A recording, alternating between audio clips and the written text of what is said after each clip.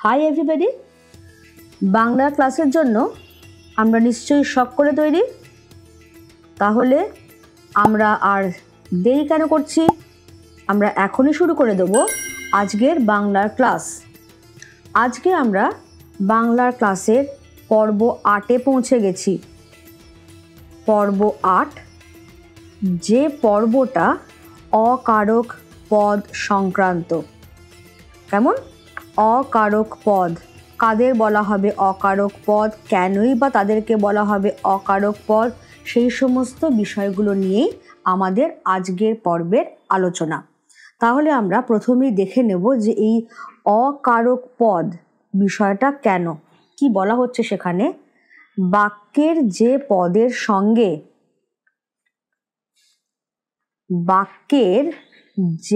পদের সঙ্গে সমাপিকা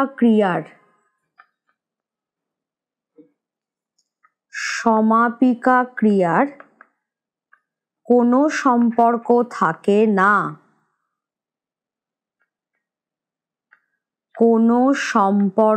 থাকে না,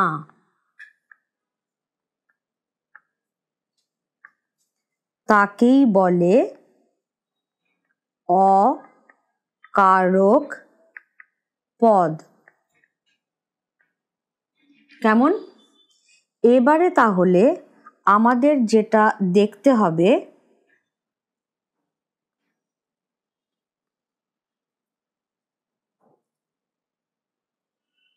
সমাপিকা ক্রিয়ার সম্পর্ক থাকে না। ঠিক আছে? অর্থাৎ অন্যান্য জায়গা যেটা হচ্ছে কারক মানেটাই কি? কারক মানেটা হচ্ছে নামপদের সঙ্গে সমাপিকা ক্রিয়াপদের সম্পর্ক। কিন্তু যদি আমরা দেখি যে বাক্যের কোনো একটা পদের সঙ্গে সমাপিকা ক্রিয়াটার সম্পর্ক নেই, বরং অন্য একটা পদের সম্পর্ক আছে, তখনই আমরা তাদেরকে আর কারক বলতে পারবো না, তাদেরকে আমরা তখন বলবো অকারক।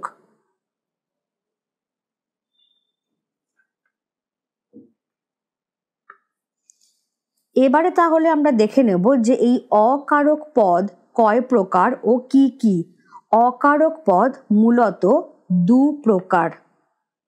ঠিক আছে? দু প্রকার। কি কি? একটা হচ্ছে সম্বন্ধ পদ, তাহলে আমি ক খ করে লিখে দিই। ক হচ্ছে সম্বন্ধ পদ, একটু বানানটা ভালো করে দেখে নিতে হবে। আর খ হচ্ছে সম্বোধন পদ। সম্বোধন পদ বানানে বিশেষভাবে যত্নশীল হতে হবে, কারণ যদি গ্রামারে বানানটাই ভুল হয় তাহলে কিন্তু সমস্ত নম্বরটাই হাতছাড়া হয়ে গেল। তাহলে আমি কি বললাম? অকারক পদ দু প্রকার, একটা হচ্ছে সম্বন্ধ পদ, একটা হচ্ছে সম্বোধন পদ। এবং এদের মূল বিশেষত্বটা কি? এদের কারোর সঙ্গেই বাক্যের সমাপিকা ক্রিয়ার কোনো সম্পর্ক নেই। তাহলে চট করে আমরা দুটো উদাহরণ দেখে নেব। এক,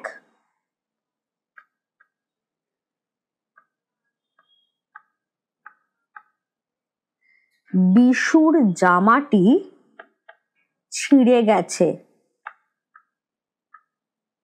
এইটা একটা করলাম, এখন আমি কিচ্ছু আন্ডারলাইন করব না। আরেকটা যেটা আমি করতে পারি সেটা হচ্ছে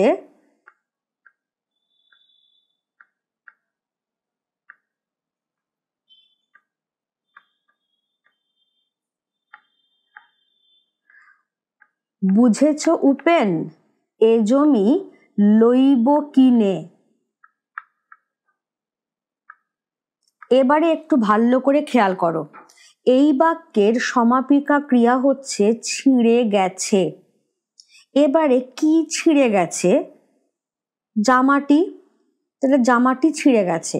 তাহলে এই যে বিশুর কথাটা এখানে আমরা পাচ্ছি, এই বিশুর সঙ্গে ছিঁড়ে গেছের কিন্তু কোনো সম্পর্ক নেই। দেখো আমি অ্যারো মার্কটাকে ক্রস করে দিলাম। বিশুর সঙ্গে সম্পর্ক আছে জামাটি, অর্থাৎ কার জামা? বিশুর জামা। তাহলে বিশুর ছিঁড়ে গেছে বলে কোনো মানে হয় না। সেজন্যই সমাপিকা ক্রিয়ার সঙ্গে সম্পর্কহীন বিশুর পদটা, নাম্বার 1। নাম্বার 2, এই যে বুঝেছ উপেন, এই যে উপেন, বুঝেছ যদি আমি ধরি তাহলে তুমিটা কিন্তু এখানে উহ্য আছে। বাক্যের যে কর্তা যেটা অনুযায়ী বুঝেছ ক্রিয়াপদটা তৈরি হলো, এটাই অ্যাকচুয়াল কর্তা। তাহলে উপেনটা কিন্তু এখানে বাক্যের কর্তা হিসেবে বসছে না, বরং কাউকে ডাকা বা সম্বোধন করা বা আহ্বান করা অর্থে বসছে। তাহলে তুমি কথাটার সঙ্গে বুঝেছ কথাটার সম্পর্ক আছে, উপেন কথাটার সঙ্গে বুঝেছ কথাটার সম্পর্ক নেই। তাহলে প্রথমটার ক্ষেত্রে আমরা দেখলাম যে বিশুর সঙ্গে জামাটির সম্পর্ক আছে, কার জামা। তাহলে এই যে কার বা কিসের, এইটা বোঝাবার জন্যই সম্বন্ধ পদ আসে। আর যদি আমরা কাউকে ডাকা বা আহ্বান করা বা সম্বোধন করা বোঝাই, তার জন্য সম্বোধন কথাটা আসে, যেটা হচ্ছে এই উপেন। আশা করি আমি সবার কাছেই বিষয়টা ক্লিয়ার করতে পেরেছি।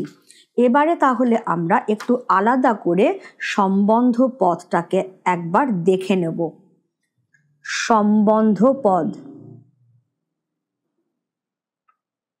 সম্বন্ধ পদটাকে আমরা আলাদা করে কি দেখে নেব, সেটা হচ্ছে বাক্যের ডেফিনেশনটা একটু বড় হবে, কিন্তু একটু খুঁটিয়ে দেখতে হবে। বাক্যের যে বিশেষ্য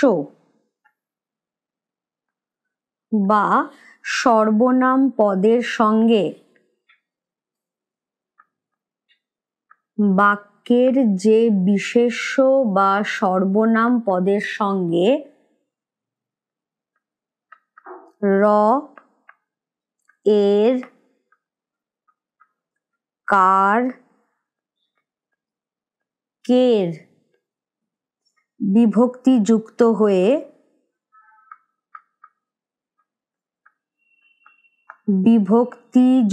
হয়ে পরবর্তী কোনো বিশেষ্যের সঙ্গে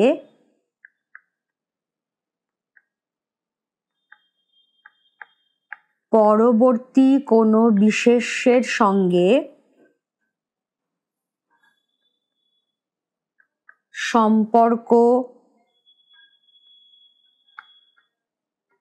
তৈরি হয়, কিন্তু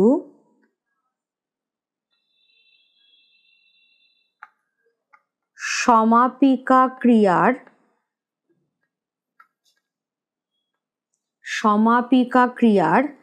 কোনো সম্পর্ক থাকে না। সমাপিকা ক্রিয়ার কোনো সম্পর্ক থাকে না, তাকে সম্বন্ধ পদ বলে। তাকে সম্বন্ধ পদ বলে। কি লিখলাম তাহলে? সম্বন্ধ পদ কাকে বলা হবে? বাক্যের যে বিশেষ্য বা সর্বনাম পদের সঙ্গে কি কি বিভক্তি আসতে পারে? র, এর, কার, কে বিভক্তি যুক্ত হতে পারে। হয়ে কি করবে? পরবর্তী আরেকটা বিশেষ্যের সঙ্গে সম্পর্ক তৈরি করবে, কিন্তু সমাপিকা ক্রিয়ার সঙ্গে কোনো সম্পর্ক তৈরি করতে পারবে না। রাইট? তাকেই বলা হচ্ছে সম্বন্ধ পদ। ক্লিয়ার? এখানেও এই জায়গাটা বিশেষ্য বা সর্বনাম পদ সমাপিকা ক্রিয়ার সঙ্গে এর কোনো সম্পর্ক থাকছে না। আমি বারবার করে কিন্তু এই বিষয়গুলো হাইলাইট করছি, সেটা একটু দেখে নিতে হবে। নেক্সট এবার যেটা আসছে, এটা পরীক্ষাতে ভীষণভাবে আসে, সেটা হলো, আমি বুলেট দিয়েই করে দিচ্ছি, সম্বন্ধ পদকে অকারক পদ বলা হয় কারণ পরীক্ষায় কোয়েশ্চেনটা কি চায়? পরীক্ষায় কোয়েশ্চেনটা চায় সম্বন্ধ পদকে অকারক পদ বলা হয় কেন? আমি পুরো আনসারটাই একবারে করে দিচ্ছি। সম্বন্ধ পদকে অকারক পদ বলা হয় কারণ এর সঙ্গে, বলো চট করে বলো, এখনো কিন্তু হাইলাইট করা দেখা যাচ্ছে, এর সঙ্গে কি হচ্ছে? বাক্যের সমাপিকা ক্রিয়ার। অনেক জায়গাতে শুধু ক্রিয়া কথাটা দেওয়া থাকে, কিন্তু শুধু ক্রিয়া কথাটা বললে মিনিংটা টু সাম এক্সটেন্ট ইনকমপ্লিট থেকেই যাচ্ছে, সেজন্য সমাপিকা ক্রিয়া। বাক্যের সমাপিকা ক্রিয়ার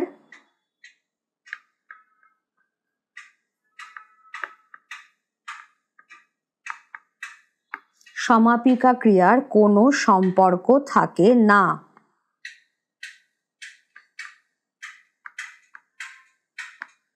কেমন? তাহলে সম্বন্ধ পদকে অকারক একটাই কারণে বলছি, এর সঙ্গে বাক্যের সমাপিকা ক্রিয়ার কোনো সম্পর্ক থাকে না। এবার সম্বন্ধ পদ বিভিন্ন অর্থে প্রয়োগ হতে পারে। এগুলো জাস্ট একটু বাক্য উদাহরণের জন্য জেনে রাখা দরকার। নানা অর্থে সম্বন্ধ পদ, নানা অর্থে আমি কয়েকটাই দেব, খুব বেশি আমি দেব না। যেমন আমি যদি বলি অধিকরণ সম্বন্ধ, অধিকরণ সম্বন্ধ, অধিকরণ সম্বন্ধ কিরকম হতে পারে? ধরো আমি যদি বলি খাঁচার পাখি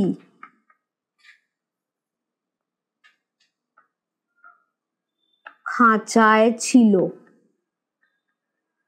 তাহলে এই যে এক মিনিট,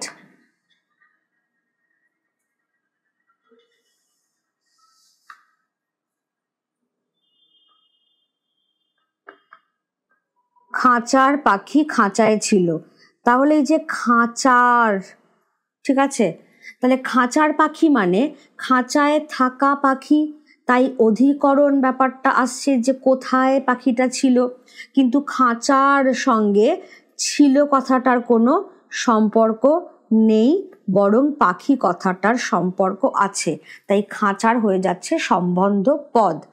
এবারে নেক্সট আমি একটা আনতেই পারি, ধরো সেটা হচ্ছে যে উপাদান সম্বন্ধ, কি দিয়ে তৈরি, উপাদান সম্বন্ধ। আমি যদি বলি মাটির কলসির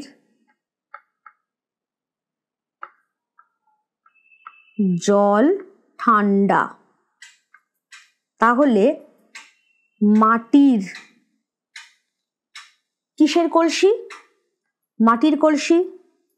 এবার কলসিটা কি দিয়ে তৈরি? মাটি, তাহলে উপাদানবাচক, অথচ এটা একটা সম্বন্ধ পদ। এবারে আমি একটু বলে দিই যে অত চিন্তা করবার কিছু নেই। যখন সম্বন্ধ পদ পরীক্ষায় পাবে, যে পরীক্ষা কিরকম আসে, যে চিহ্নিত পদগুলির কারক অকারক বিভক্তি অনুসর্গ নির্ণয় করো। যেখানে তুমি কারক পেলে সেখানে কর্তৃকারক হোক কি অপাদান কারক হোক কি করণ কারক হোক লিখে দিলে, বিভক্তি পেলে বিভক্তি লিখলে, অনুসর্গ পেলে অনুসর্গ লিখলে, আর যেখানে তুমি অকারক পাচ্ছ সেখানে স্পেসিফিক করে দেবে জাস্ট যে এটা সম্বন্ধ পদ, এই বিভক্তি কি সম্বোধন পদ, অমুক বিভক্তি, এই রকম বিষয়গুলো। ঠিক আছে? কেমন? কারণ সম্বন্ধ পদ আর সম্বোধন পদ সবচেয়ে সোজা, ইনফ্যাক্ট গ্রামার বিষয়টাই সবচেয়ে সোজা যদি একবার অঙ্কের মতো করে বুঝে নেওয়া যায়। এবার তাহলে চট করে আমরা দেখে নেব যে সম্বোধন পদ, সম্বোধন কথাটা থেকেই পরিষ্কার যে এখানে কাউকে ডাকা হচ্ছে বা আহ্বান করা হচ্ছে। তাহলে আমরা কি লিখতে পারি? যে পদের দ্বারা, ওই জন্যই বলেছি আমি যে ব্যাকরণ কখনো মুখস্থ করে হয় না, ব্যাকরণ সবসময় বুঝে বুঝে করতে হয়। যে পদের দ্বারা কাউকে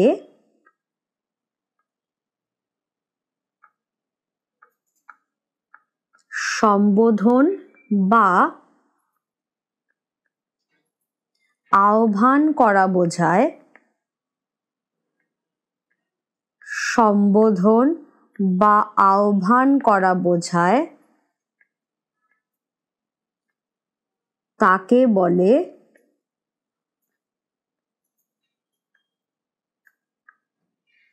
সম্বোধন পদ। অর্থাৎ তুমি কাউকে ডাকবার জন্য, তুমি কাউকে সম্বোধন করবার জন্য যে পদটা আনছো সেটাই হচ্ছে সম্বোধন পদ। এবার সিমিলার ওয়েতে ওই একই কোয়েশ্চেনটা কিন্তু এর জন্যও আসে। কোন কোয়েশ্চেনটা? সম্বোধন পদকে অকারক পদ বলা হয় কেন? আমি একেবারে আনসারে যাচ্ছি।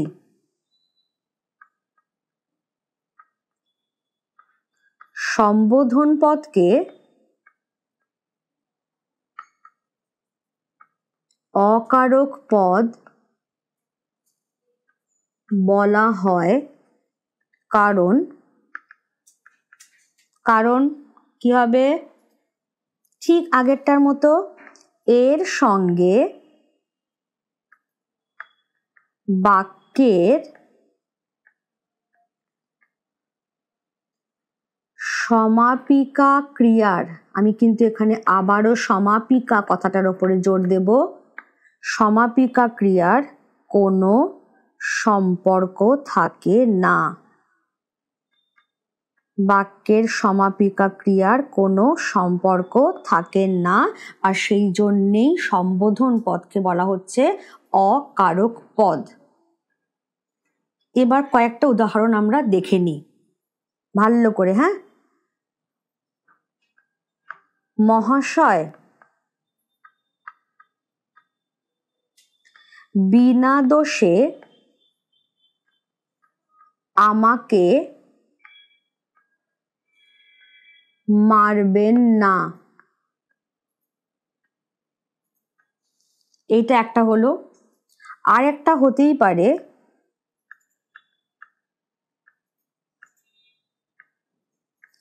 এদিকে একবার এসো রমেন।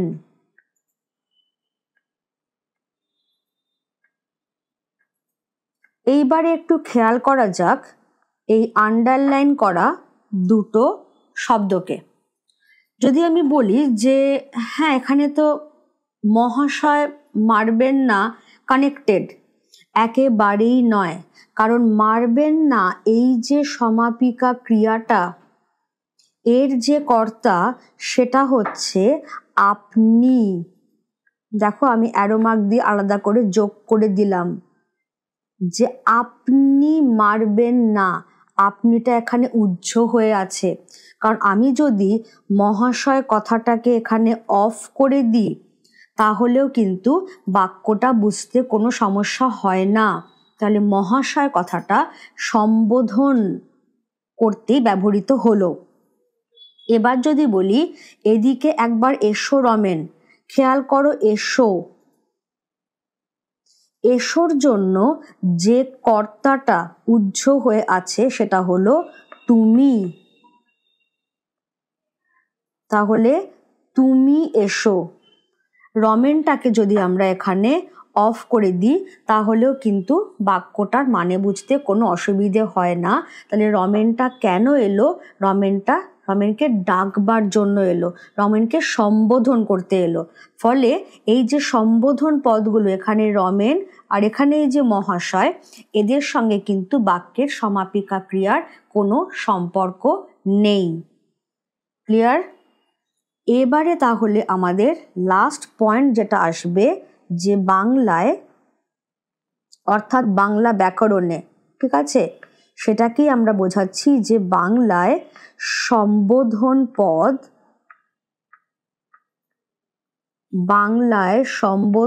পদ সর্বদা কি? শূন্য বিভক্তিযুক্ত। ঠিক আছে, এই জিনিসটা আমাদের সবসময় খেয়াল রাখতে হবে যে বাংলায় সম্বোধন পদ সবসময় শূন্য বিভক্তিওয়ালা হবে। সেখানে কিন্তু আমরা কোনো এ অন্তস্থ একার এ সমস্ত কিচ্ছু আমরা পাবো না। ক্লিয়ার? এই অবধি তাহলে আমার অকারক পদের আলোচনা হয়ে গেল। এবার আজকের পর্ব 8-এর অনুশীলনীর কাজ আমি একটু দিয়ে নিই চট করে।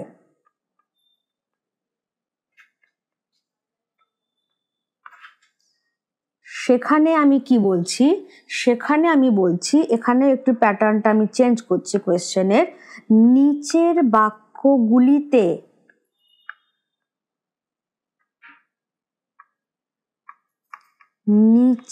বাক্যগুলিতে সম্বন্ধ পদ চিহ্নিত করো।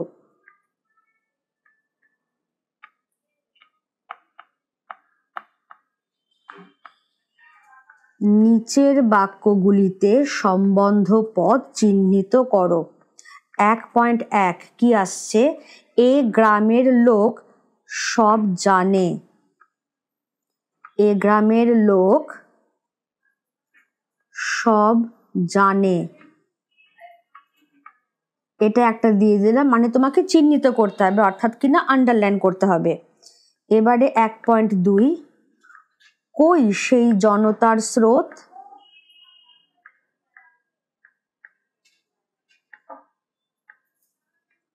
কই সেই জনতার স্রোত? 1.3 আমি দিলাম, তোমাদের শহর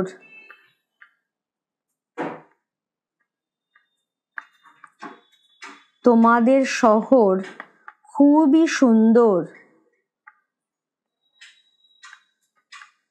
তোমাদের শহর খুবই সুন্দর।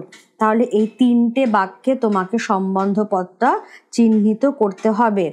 কোয়েশ্চেন নাম্বার 2 সেম প্যাটার্নে আসবে। নিচের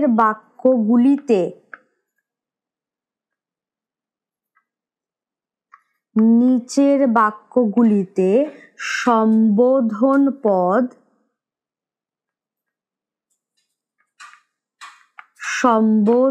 পদ চিহ্নিত করো। নিচের বাক্যগুলিতে সম্বোধন পদ চিহ্নিত করো। 2.1 শেকল ছেঁড়ো বন্ধু। একটু দেখো আমি কিভাবে লিখছি। শেকল ছেঁড়ো বন্ধু, শেকল ছেঁড়ো। এবার 2.2 হে সওদাগর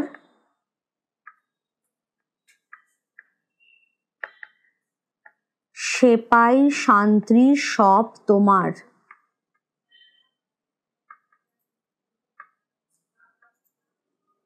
সেপাই শান্ত্রী সব তোমার। 2.3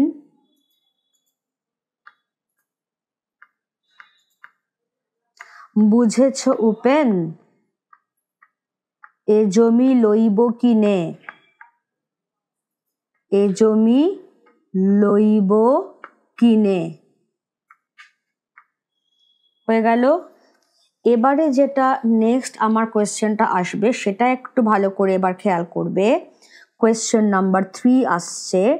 কোয়েশ্চেন নাম্বার 3তে কি আসছে? রেখাঙ্কিত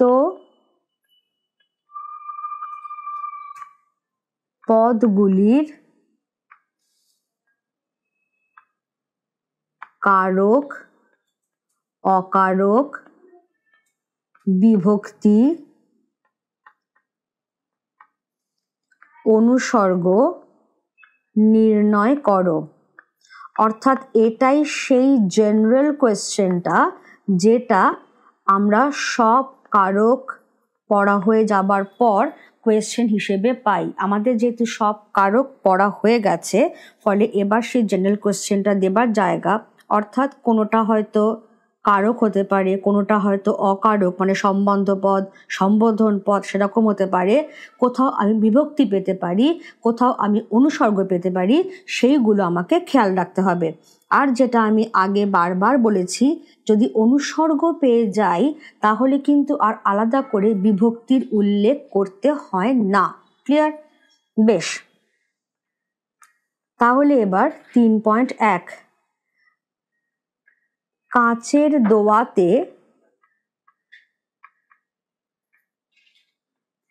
কালির বদলে দুধ।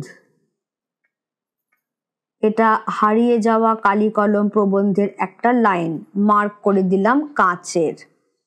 এবার 3.2 ছাপার অক্ষরে গাঁথা চেহারাটি। জ্ঞানচক্ষু গল্পের অংশ, ছাপারটা আমি মার্ক করে দিলাম। 3.3 মহাশয় বিনা দোষে আমাকে মারবেন না।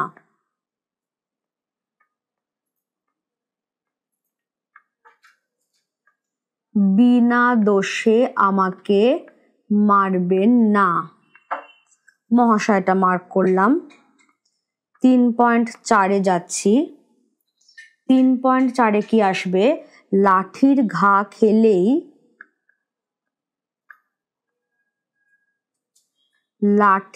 ঘা খেলেই সাপটা পালাবে।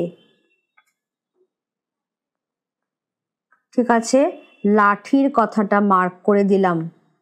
এবার 3.5 আমায় চিনতে পারছো না সুকুমার। দাম গল্পের অংশ,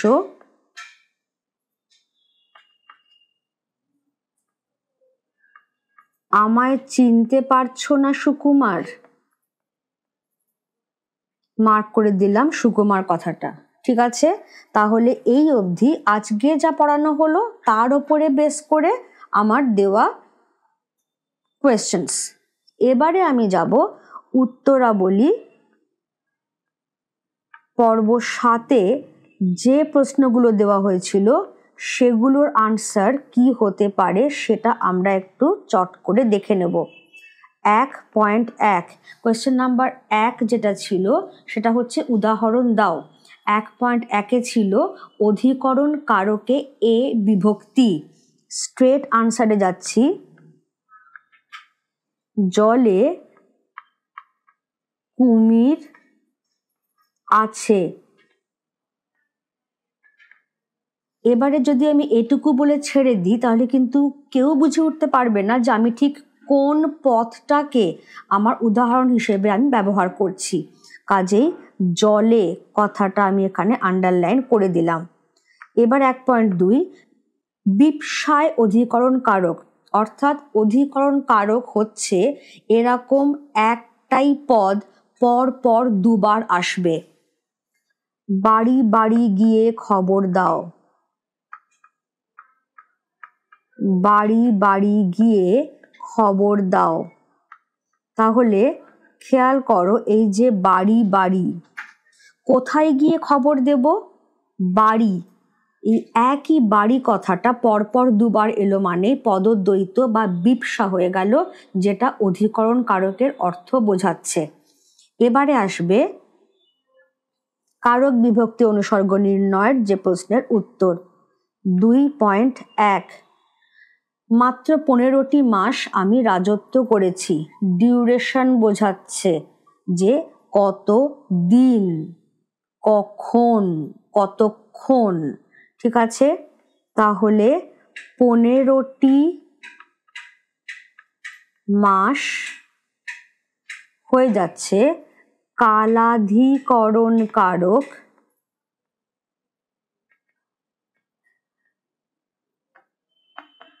কালাধিকরণ কারক আর শূন্য বিভক্তি হলো কালাধিকরণ কারক শূন্য বিভক্তি। এবার 2.2 আমরা ফিরেছি দৌড়ে দৌড়ে। কোথায় ফিরেছি আমরা? দরজায় দরজায়, তাই তো? তাহলে কোথায়, সেজন্য এখানেও হয়ে যাচ্ছে স্থানাধিকরণ কারক। স্থানাধিকরণ কারক। এবার শেষের পদটাকে ধরতে হবে সবসময়। শেষের পদটাকে ধরলে আমরা কি পাচ্ছি? সেটা হচ্ছে এ বিভক্তি। হয়ে গেল।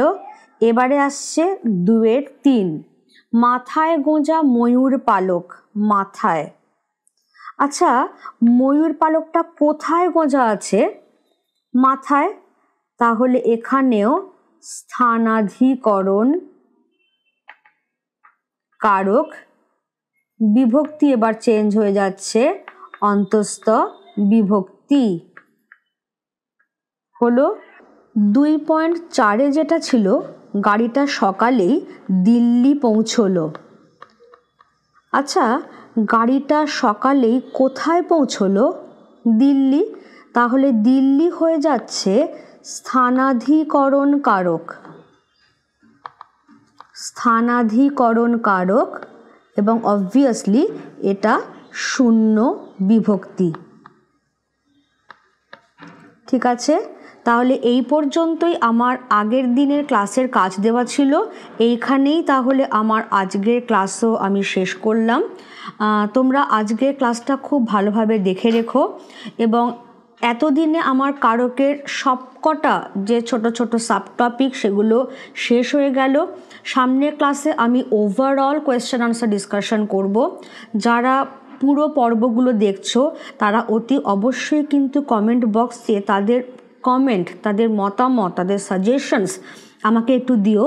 কারণ আর কি করলে তোমাদের পক্ষে ভালো হতে পারে, আর কি ধরনের উদাহরণ তোমাদের পক্ষে প্রয়োজন হতে পারে, এগুলো জানলে তবেই সেই অনুযায়ী আমি মেটেরিয়ালস প্রোভাইড করতে পারবো। 1 নম্বর কথা। 2 নম্বর কথা, ক্লাস ভালো লাগছে কিনা বা খারাপ লাগছে কিনা সেইগুলো আমাকে একটু জানিও, কারণ তোমাদের কমেন্ট আমার জন্য যথেষ্ট মূল্যবান পরামর্শ হিসেবেই কাজ করবে। আর চ্যানেলটাকে পারলে সাবস্ক্রিপশন নিয়ে নিও চ্যানেলটার, যাতে যখনই আমার ভিডিওগুলো আপলোড হবে তোমাদের কাছে অটোমেটিক্যালি নোটিফিকেশান চলে আসে, তোমরা ভিডিওগুলো পেয়ে যাও, যাতে আমরা যে পারপাসে এই চ্যানেলের কাজকর্ম করছি সেই পড়াশোনার কাজে কোনো রকম বিঘ্ন না ঘটে, একটা কন্টিনিউটি আমরা যাতে বজায় রাখতে পারি। ঠিক আছে, সামনের ক্লাসে তাহলে দেখা হবে। আজকের পর্ব 8-এর যে প্রশ্নগুলো আমি দিলাম সেগুলোর আনসার তো ডেফিনেটলি আলোচনা করবই, একটা ওভারঅল ডিসকাশনও কিন্তু সেদিন হবে কোয়েশ্চেন আনসার কীরকম আসতে পারে তাই নিয়ে। ঠিক আছে, আজকে তাহলে আমি রাখছি। ওকে, থ্যাংক ইউ এভরিবডি, টাটা।